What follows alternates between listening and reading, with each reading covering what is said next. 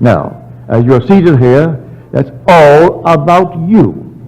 Your own wonderful human imagination is the God of the universe. That is the one spoken of as the Lord Jesus. That's the one. Is it really true? Well, you're called upon to test it. Test it and see if it's true. Now, I have a letter on me tonight. I really should read it, but I'm not going to. I should read it just as he wrote it, but I'll tell you the contents of the letter. This gentleman hasn't been here in years. The last time I saw him was at the E-Bell.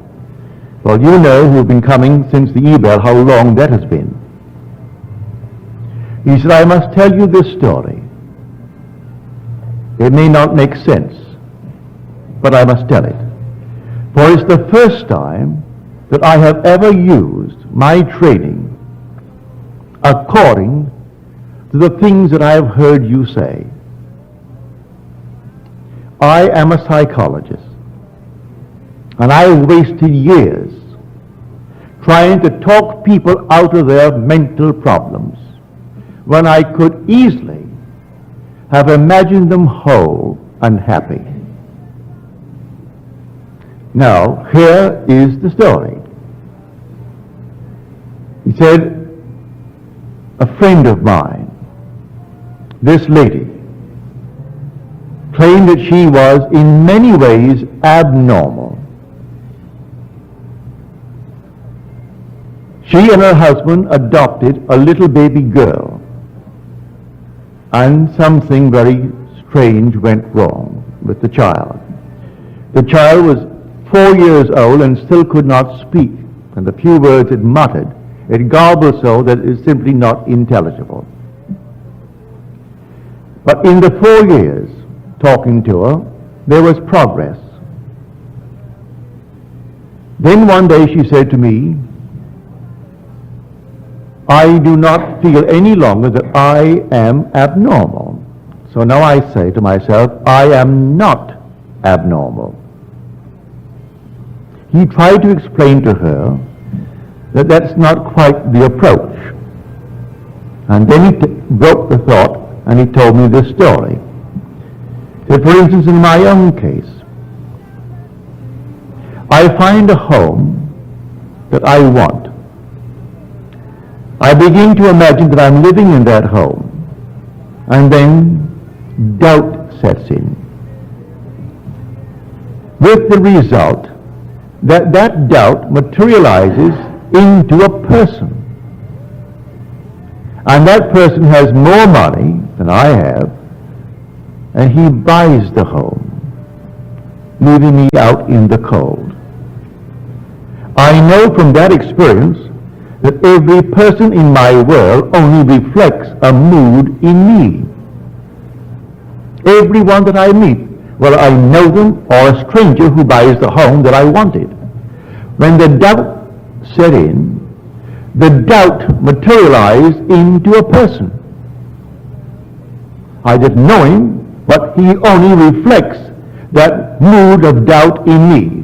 So he has more money and he buys the home, and I am out in the cold. So I reconstructed a sentence for this lady.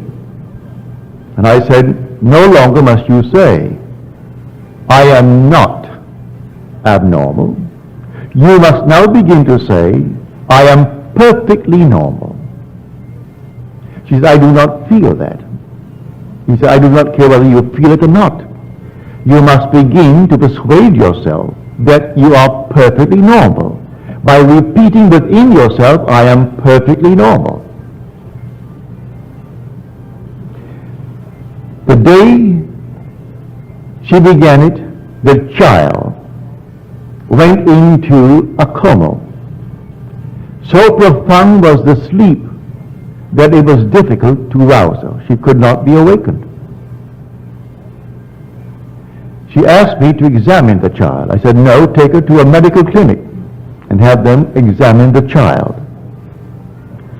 But as she began, from his suggestion, to assume I am perfectly normal, within 24 hours the child awoke.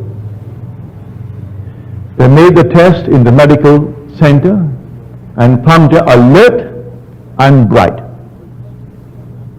She was only the outpictured statement of that mother who adopted her. The mother began to feel, I am abnormal. So she adopts a little child, a little girl. And the girl for 4 years couldn't talk. And when she began, it was so garbled, it made no sense. She only bore witness to that strange, peculiar claim of the mother who adopted her. And when she changed the pattern of speech within her and said, I am perfectly normal, the child, by the medical clinic, found her not only alert, but perfectly healthy and returning to a normal state in this world. The whole vast world is yourself pushed out.